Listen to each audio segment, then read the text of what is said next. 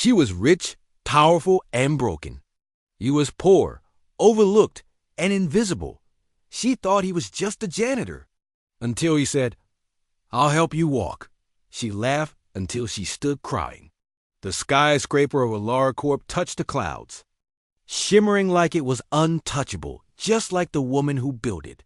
Vivian Roth, founder and CEO, ruled her billion-dollar biotech company from a sleek carbon fiber wheelchair after a helicopter crash shattered her spine.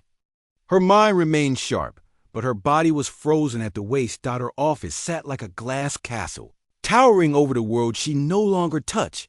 She hadn't walked in 730 days. She hadn't smiled in 731 days. No one dared talk back to her. No one challenged her. No one saw her pain except the man sweeping her floors.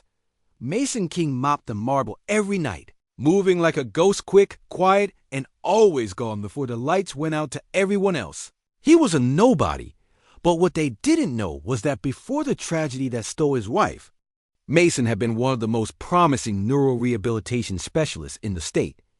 He'd helped veterans walk again. He'd spoken at conferences.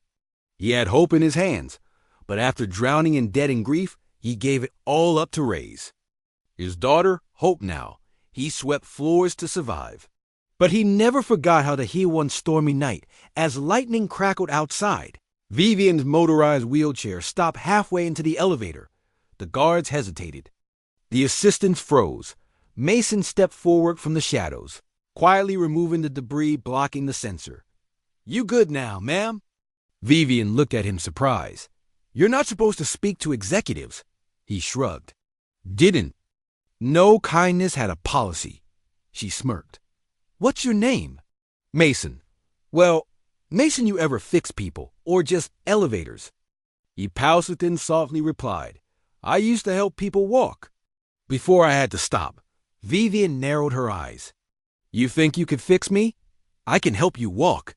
She burst out laughing. "Sir, the best surgeons in Europe said I'm a lost cause." Mason just said, "They gave up." "I don't." 2 days later, Vivian found a crumpled napkin on her desk. On it, written in pen, "No cost, no promises, just 1 hour. You don't owe me anything but your courage." Mason she stared at for a long time. That evening, she rolled into the private gym on the 33rd floor. He was waiting. The first few sessions were brutal. Mason wasn't gentle, not cruel, but honest. He didn't treat her like glass. He didn't feed her platitudes.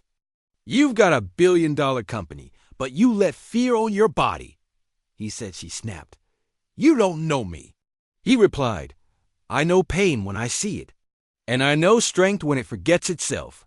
She stared at him and for the first time in years cried. For 6 weeks, he worked with her quietly, away from cameras, press, and pity. One day, she gripped the parallel bars. Sweat ran down her brow. Mason whispered, "Now." Her legs shook. Her body screamed.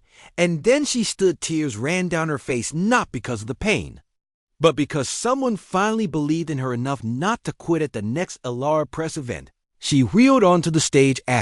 She paused, gripped the arms of her chair, and stood up in front of the world. The room gasped, the crowd exploded in cheers, but she only looked at one person, Mason, standing backstage, his daughter Hope in his arms, beaming.